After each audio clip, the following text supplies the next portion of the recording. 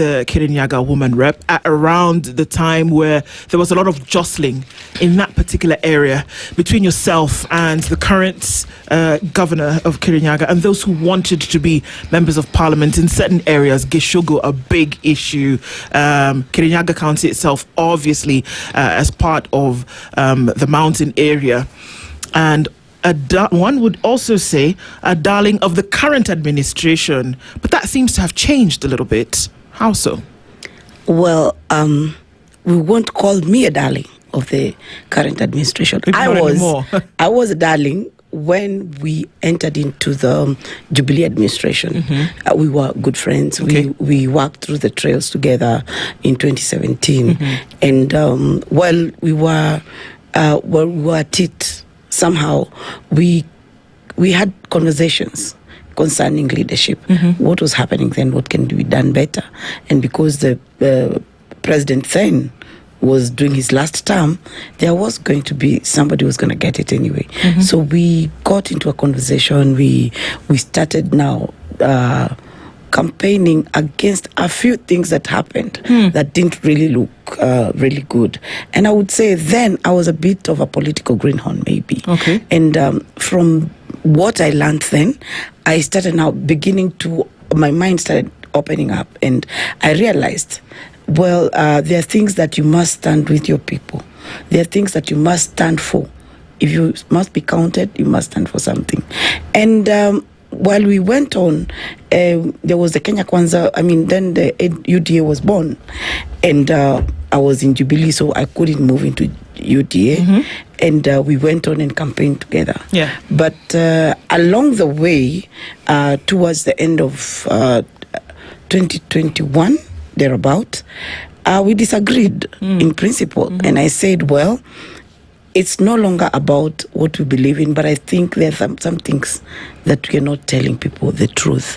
And when we don't talk the truth, I'm a Christian, I don't want to lie, and I have to answer for somebody's lies. What are some of those things that you say the truth was not being told about? Well, there was a lot of things. Okay, the things that came up first was issues to do with what we were going to provide Kenyans that was not happening. Okay. And I said, well, I think it is not correct to say that we are going to give people money that is not available unless we know where that money is going to come from. Okay. Okay. I was in the finance committee before I was removed, so I knew what is collected. I knew what the budget committee budgets for. So some of the things that we were telling Kenyans, I thought were not right.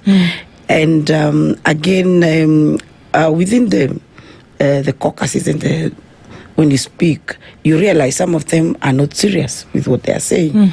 I wouldn't say the names, but I would say I realize some of these people are not serious. We're just saying it so that we can get the seat. And I said, well, I don't want to go with this. And, well, I left. And now that I left, well, they fought me down there, and I lost by a very, very small margin to the current governor. And, well, I said, fine, I hope you provide what you promised. Right. And, well, they haven't been able to provide. So that's one of the things. The things that really, things that are dear to me. And I feel if you cannot provide something, just be honest and say it is not possible.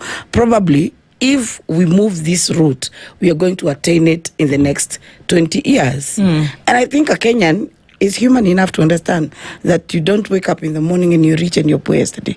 Yeah.